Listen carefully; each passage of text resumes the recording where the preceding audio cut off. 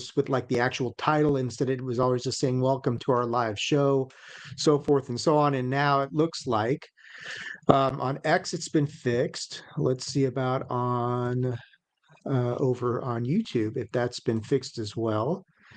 Hmm. Let's see. All right, kind of looking at this real quick. What's going on?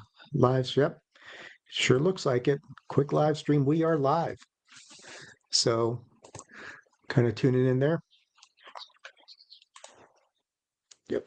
All right. So all that stuff's been fixed here, and that makes me feel a lot better because every time we've been going on here and trying to do this, and it always comes out at this as this weird, just welcome to our live show. It doesn't tell a whole lot. All right. So with that out of the way, the real reason I wanted to come on here and record this is this will be the back end of the episode we recorded the other night, which was where PC Tunney and I were on here and we were talking about John Cena's final match before it happened.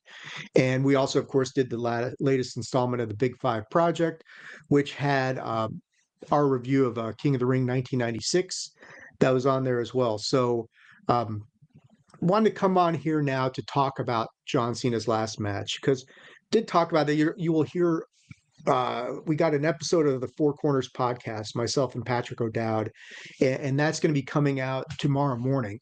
And this episode of Attitude of Aggression that I'm kind of putting together will come out probably later on today, tomorrow, probably Wednesday at the absolute latest. But wanted to kind of touch bases on give you my thoughts on John Cena's last match. So we had Saturday night's main event, which by and large was a pretty good card. I thought, you got the Cody Rhodes Obafemi match, which was very good. Obafemi is obviously on his way to being a big star. And the fact that he stood up to Drew McIntyre, of course, Drew, who likes to ruin things, ruined that match as well. And that's all fine. That's all great. Sol Ruka and Bailey, I get a Barry Horowitz myself here, guys. Pat myself on the back because I have been on the Sol Ruka train for a very long time now. I mean, like the first time I saw her do that Soul Snatcher, and I know when we first started seeing her doing that, it was one of these things where um, what we were concerned about in the early days that it was so dependent on the positioning of the other person. And I think we've talked about this on other shows as well. So it was very dependent on her having the other person in the right position. But now she's gotten to the point, I think we mentioned this the other night, she can hit that soul snatcher on anybody at any time. And beyond that, just her athleticism and the things she can do in the ring, you got to see it on full display here with in this match with Bailey. And it was a very big performance from Sol Ruka in that match. So that was cool. She's obviously going to be a big star when she does get to the main roster on a full-time basis. So, you had that going on. Beyond that, we, oh, I guess I mean, the tag team match was fine for what it was. You got to showcase Siobhan Evans and Leon Slater a little bit. They obviously weren't going to dethrone AJ Styles and Dragon Lee in that match, and that's okay. But John Cena's last match. So the entrance, of course, is iconic. Last time switching places with the cameraman Stu that was over there. That was kind of cool to watch that, of course. So you got that. You got to see him run down to the ring that last time. The match itself was I thought it was a good match. John took a real beating in that match. My wife was watching it. She wasn't so thrilled with the match and obviously the outcome. But there's a big aspect of this match that you need to get into. There's a side of it that is like from my standpoint, which is part of me is watching it from the standpoint of a wrestling podcaster and a wrestling analyst who's been doing this for like 11 years now, right? So there was a big part of it that involved that aspect of things, watching it from that side of the fence. But there is also, of course, the big part of me that's watching it as a fan, as a pro wrestling fan. And that's when this stuff is at its absolute best, when it can rope you in as a podcaster and an analyst and somebody who looks at this thing critically, as we've done for over a decade now, and also appeal to you as a fan. And I thought this match between John Cena and Gunther did a great job of that. I mean, they really there.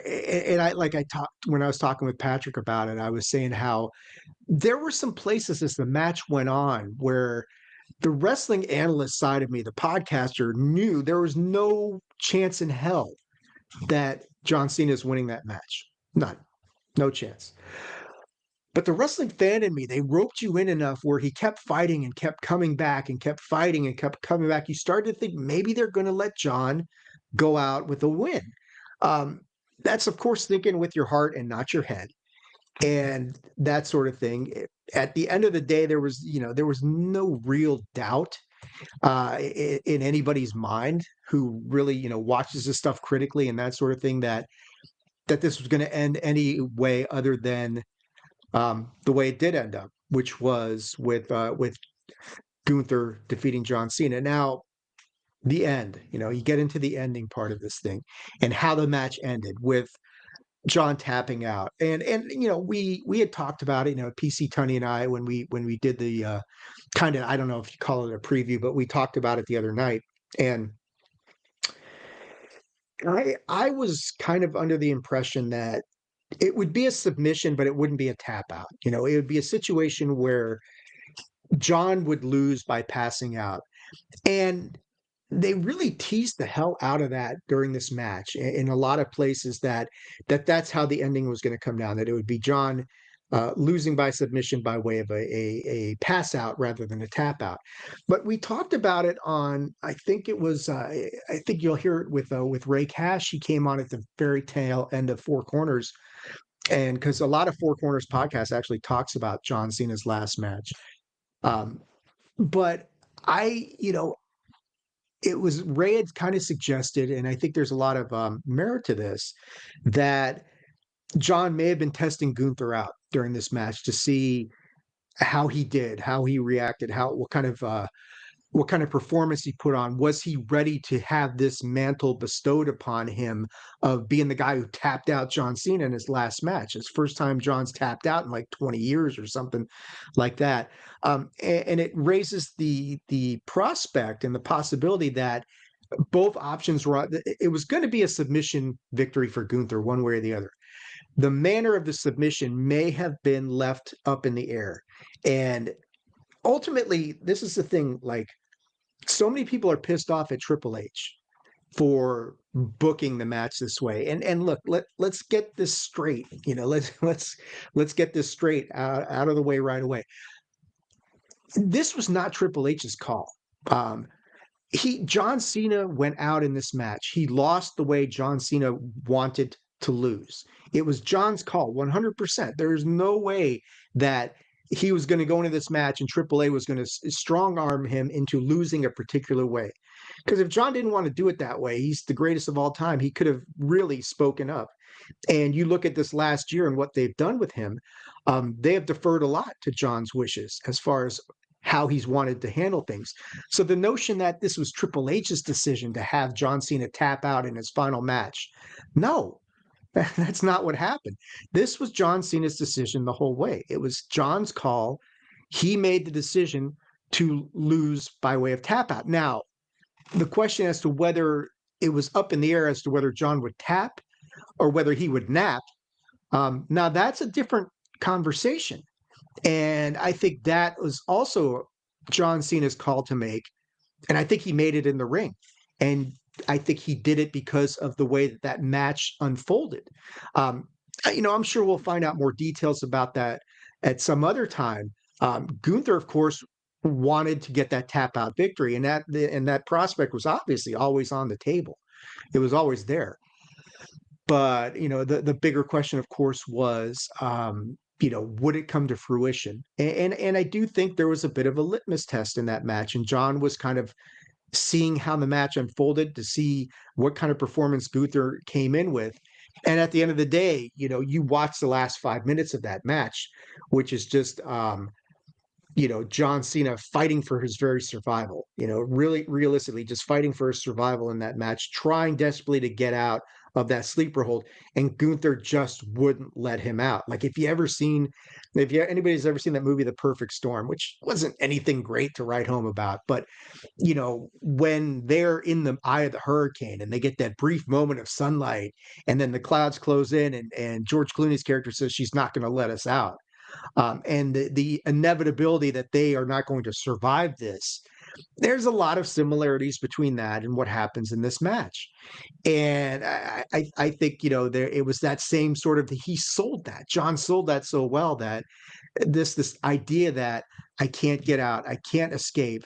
And then, at the end of the whole thing, John, that arm is going to drop the third time, and he does the symbol and all that stuff, and you think, okay, he's going to break out of this thing, and then Gunther just with those heavy elbows to the side of the face, and he traps John in the sleeper, and John with that little smile, right, that he knows that he has made it to the end.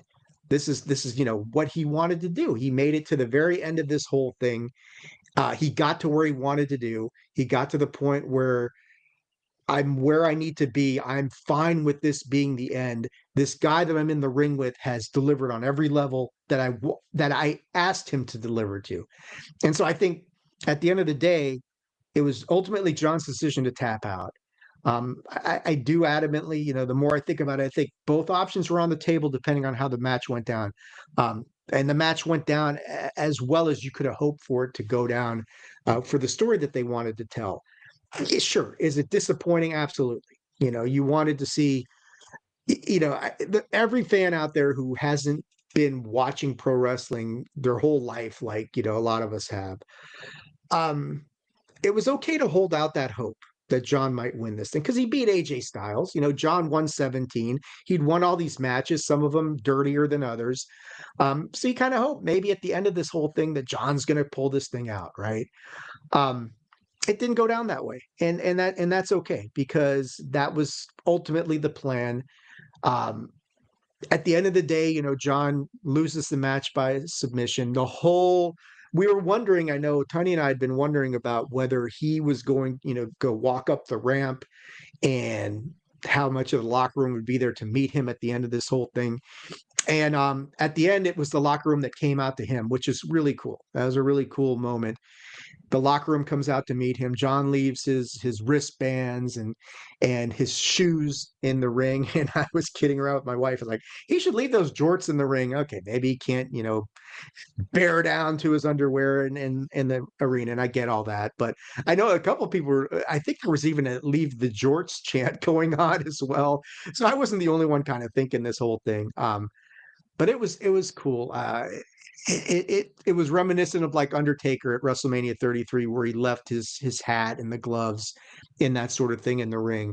And that ultimately turned out to not be Undertaker's final match, even though it should have been, sort of situation. So at the end of the day, my final thoughts on the final match of John Cena.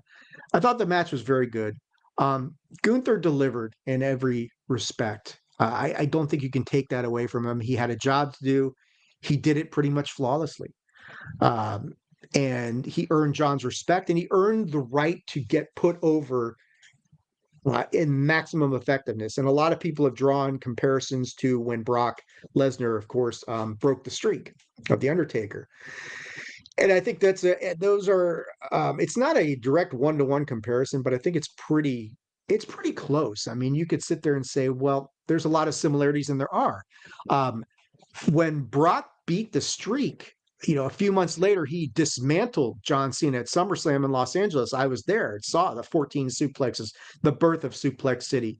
Um, if Brock doesn't end the streak and by beating the Undertaker, does that go down the same way? I don't know, but him breaking the streak, Brock was already a menace to begin with. He'd been a multi-time world champion. He had beat the Undertaker numerous times in the past in his first run with WWE before he went away to be a failed run in the NFL and then becoming a UFC world champion. Then he comes back. So he was already a badass. This just put him on another level. This is going to do the same thing for Gunther. Gunther's already a multi-time world champion, right? I think he's won the world heavyweight championship a couple times. I think at this point, longest reigning intercontinental champion of all time. Had that huge run as the NXT slash WWE UK champion. Um, he's already one of the most feared competitors that is in WWE. And this is going to solidify him even further. And we're going to get, Monday Night Raw is going to go on here in a couple hours. So we'll see what they do with that. But it is going to put Gunther on a different level entirely. And that's okay. That's they are obviously gearing him and grooming him for bigger, better things. You've got, and you look at stuff that Gunther can do with people coming. Obafemi mentioned him earlier and the performance he had against Cody Rhodes. Obafemi versus Gunther is a massive match that is going to happen somewhere down the line. Gunther and Brock Lesnar. Um, this whole comparison, comparing Gunther to Brock, Brock will probably be like, oh, okay, now I got to put this guy down and show him who really is the biggest badass in WWE. But you got that Gunther and Braun Breaker, which you've seen before, but not on the main roster and not where they're going to get those two guys by the time they actually do clash at WrestleMania or SummerSlam or who knows when and where. But I think at the end of the day, and I do love, like, at the end of the whole thing, they had the John Cena tribute video that Triple H gave to him. And he got to watch it in the ring to One Republic's I Lived, which is that song means a lot to me because when the Washington Capitals won the Stanley Cup in 2018, somebody put together a tribute video, and one of the tail aspect, the very last part of it was that song "I Lived," and it was the highlights of the Caps beating the Vegas Golden Knights in the Cup final. So hearing that song again with the meaning that it had to it, with John Cena there at the end of this whole thing, yeah, it was very emotional. I'm not going to say, that it didn't bring a little bit of tears to my eyes. CM Punk was very emotional. Cody Rhodes was very emotional. They gave John their championship belts for that last time. That was really cool to witness. So I love seeing that aspect of things, and it was a great send off. And yeah, just seeing John, the longer that video tribute went on at the end, you could see it building up on him and finally got to him. And he finally realized near the end, you could see him crack a little bit. And that's okay because he is one, whether you think he's the greatest of all time or just one of them, it's subjective. A lot of the stuff with wrestling is completely subjective.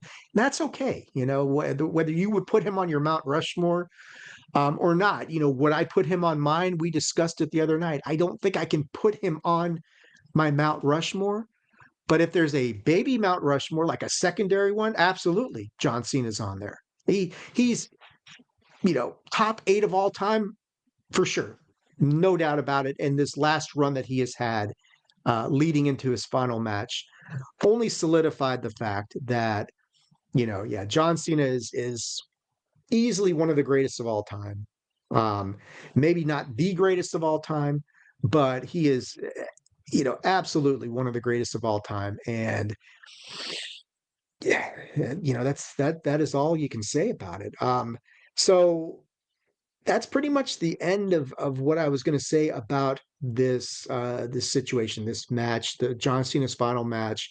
Some final thoughts about King of the Ring 1996, which we talked about earlier, and this will be on, of course, like I said, on the back end of the latest episode of the Big Five Project. Um, you know, King of the Ring 96, we reviewed it on here, and it's a great event, and I love the fact that we got to cover these two iconic events on one podcast episode where you've got the whole John Cena situation with his last match, and we covered one of the most iconic pay-per-views, as they were called back then, of all time, with the birth of Austin 316, Stone Cold Steve Austin winning the King of the Ring. And we talked so much about in this episode about how, with Stone Cold Steve Austin, where he came out there and Austin was he comes out there and he took advantage of the situation that was presented to him, because it was, as we all know, it was supposed to be Triple H who was going to win this King of the Ring tournament, and it didn't happen because of the curtain call, and we covered that. And it only took Stone Cold Steve Austin having that little sliver of an opportunity, and he took that and ran with it all the way. and he came up with Austin 316, and he did all that stuff, and the rest is literally history. But it was also, at that tournament. I think the other big thing that I took out of the tournament, I'm kind of looking through my notes. Well, of course, it's the first. Um, oops, did something there. That's okay. It's the first Mankind, um, the first match that we get to see between Mankind and Undertaker. And it's the beginning of one of the most storied rivalries in the history of WWE. Um, they meet for the first time here at King of the Ring 1996, and this is 2 years before the match that they're really known for, which is of course, the Hell in a Cell match, and and the iconic, where you get the whole Mick Foley flying from the top of the cell, going through the tables, nearly getting killed, that sort of thing. And this is where it kind of first starts. But like we talked about in this episode, um, that this was where Undertaker finally got somebody to work with that could challenge him. And it was somebody else who was like, had that same sort of, just keep coming, keep coming, keep coming. You can't keep him down, which has been the staple of The Undertaker up to this point in time. And with this, you got that sort of situation with an opponent. And Mankind was the first guy to really challenge him, and to really push The Undertaker in a way that maybe you could argue Yokozuna had done that. And Diesel, of course, did that at WrestleMania 12. But this was the first legitimate, credible threat to the dominance of The Undertaker that he got. And it really changes the trajectory of Undertaker's career at this point in time. It's it is the beginning of a long storied rivalry that is as vicious and violent as you're going to get. And as we move along, we'll get the Boiler Room Brawl, and then they'll kind of go. And it was interesting. We noticed, and I talked about it with Tunney, that we never got a Taker Mankind match at WrestleMania. I don't know why. That's kind of interesting that we never got Undertaker versus Mankind at WrestleMania, but it's all good. That's fine. But it was you've got that on this card. You've got, and of course, can't take away the main event between Shawn Michaels and the British Bulldog, Davey Boy Smith. That was phenomenal. Just a great match. Like, I think I said that it may have gone a touch too long. And the storyline they were trying to do with Diana Hart Smith and Shawn Michaels and the British Bulldog was, yeah, kind of whack, to use some old term vernacular. But you can't take away how great the match was between Shawn Michaels and the British Bulldog, because it was phenomenal. I mean, they had 26 minutes of a pretty up-tempo match that was very even, between two guys who themselves had a lot of history and a great rivalry with each other. And of course, Shawn Michaels retains this thing at the end. But yeah, King of the Ring 1996, because we reviewed it in detail. I don't want to spend a whole lot of time talking about it, because I did want to keep this short and get out of here. King of the Ring 96 was an excellent event, and a real return to form after the absolute clusterfuck and disaster that was 1995 with King Mabel. And I don't even want to go into it. It's PTSD inducing at this point to kind of like go back and think about how bad King of the Ring 1995 was, because it sucked. And even saying it sucked might be, kind of putting it mildly. But that's kind of where I'm going to leave off on this one, guys. And of course, this will all be tied together in the full episode when it comes out. But I will say that on the next installment of the Big Five Project, as we mentioned, we will be covering our first side quest in the Big Five Project, where we're not sticking to the Big Five timeline. We're actually going outside of WWE, because we're going to cover an event that happens just a couple of weeks after King of the Ring 1996. That's Bash at the Beach 96. And of course, you wrestling fans out there, you guys all know what happens at Bash of the Beach 1996, right? It is the birth of Hollywood Hulk Hogan, the birth of the NWO, the third man, all that fun stuff. So we'll be covering that on the next episode of the Big Five Project, when the Big Five Project returns. But before we ever get to there, we've got the 11th annual Swaggy Awards that we're going to do. Anybody who, if you're new to the show, or you haven't, been with us that long on this, and I know a lot of this stuff is new with YouTube and all this and live streaming and things like that. The Swaggy Awards we've been doing, this will be our 11th year. It is our end of the year award show. 20 categories that we put on here. where it's a panel of us. I have no idea who will be on the panel yet. We will see how that all turns out. But it's 20 categories. We each go through, we give our best of in the year on categories such as, best promo of the year, best gimmick match of the year, male wrestler of the year, overall wrestler of the year, match of the year, so forth and so on. And there's some cool categories that are wedged in there as well. It's very rare that you get a unanimous victor. Usually we have like 4 or 5 people on the panel. So it's rare that you have somebody unanimously win. Maybe you get one or two. And the Swaggy Awards have gotten so big and so involved, and the conversation is so deep and entrenched and rich as far as just like really tremendous analysis of the last year of pro wrestling that we decided a couple years ago to split this into two parts. So it kind of mimics WrestleMania, where WrestleMania went to 2 nights. The Swaggy Awards are now 2 parts. So we'll be doing the Swaggy Awards coming up real soon. We've got some other stuff coming up on Attitude of Aggression, the wrestling side of things. Got a pretty good interview. I think it's coming up in the early part of January. More on that later. So we've got that going on, and that'll probably happen right in between the Swaggy Awards. Over on Unidentified History, we've got some cool stuff coming up there. We'll probably do like an end of the year sort of recap of things. And then we're going to get into the year 1947, in which anybody who knows anything about UFOs and UAPs knows that that is the sweet spot for major events happening in UFO land.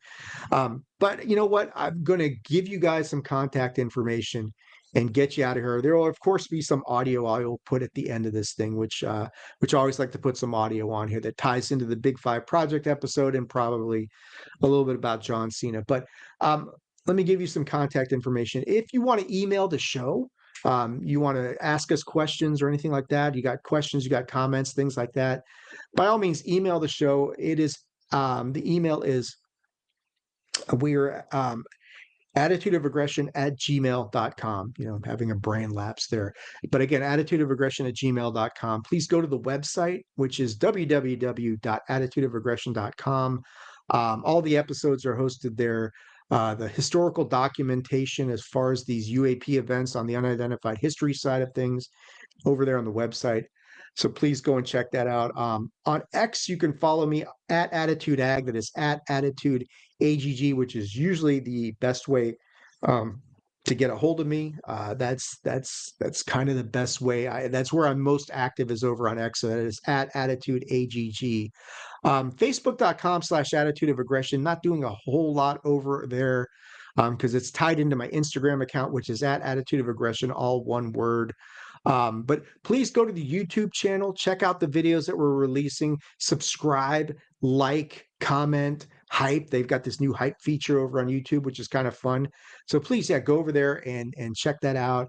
YouTube, the channel is Attitude of Aggression. That, my friends, is going to do it for this very quick try to get in and out of here. Thoughts on John Cena's last match, things like that. Hope you guys enjoyed the conversation. Hope you enjoy the full episode when it comes out. Until next time, wrestling fans and aggressionaholics, stay aggressive, do it with attitude. We will be seeing you soon.